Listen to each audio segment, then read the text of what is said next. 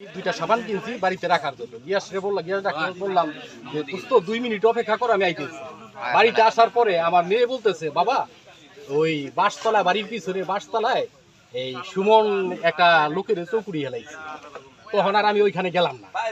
আমি গ্যাস ডাক্তারে বললাম যে জায়গা একটু ঝামেলা আছে, আমি এখানে আসলাম।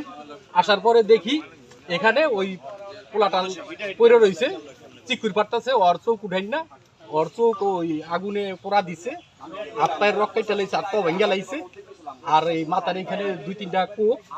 আমি আসার পরে ওরা দৌড়েই গেছে গা। তাই আমি আর যাই নাই, আমি ওই সালাম শিকদারের একটু পরে আইছি, 2-1 মিনিট পরে আসছি। তারপরে ওই লোকজন যাই আবার আমাদের কিছু কোলাহান যাইয়া শাহজাহান নামে ওই সুমনের কাছ থেকে শাহজাহানকে ধরে আনছে। শাহজাহানকে এখানে বাইন্দা রাখা হয়েছে। তারপরে এই পোলার সাক্ষাৎকার নিয়েছি, ফেসবুক লাইভেও ছেড়ে দেওয়া হয়েছে, কে এটার সাথে জড়িত ছিল এই আমি দেখছি, আর ফেসবুক লাইভে দিয়ে দিচ্ছি। আচ্ছা, এই সুমন শিকদারের যে মাদক সংশ্লিষ্টতার ব্যাপারে কি? সুমন শিকদার তো এই বিগত 15 বছর ধইরা এই মাদক ব্যবসা করতেছে।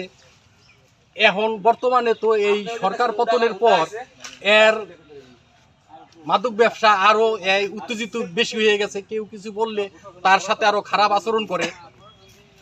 এখানে আপনারা এলাকাবাসী জানতেন, পুলিশ কি পুলিশ আসে, পুলিশ আইসা এর কাছ থেকে এই চাঁদা নিয়ে জায়গা, পুলিশের কোনো পদক্ষেপ নেই। এর বাড়িতে 5টা-7টা সিসি ক্যামেরা লাগাই না, 10-15টা কুকুর পালে, নিরীহ একটা সাধারণ লোক এর পাড়া প্রতিবেশী যে আসবে। আর এর বাড়িটা আপনারা জানেন যে একটা আলাদা জায়গায়, আপনি এর বাড়িতে যাইবেন দেখবেন যে এর বাড়িতে 15টা কুকুর।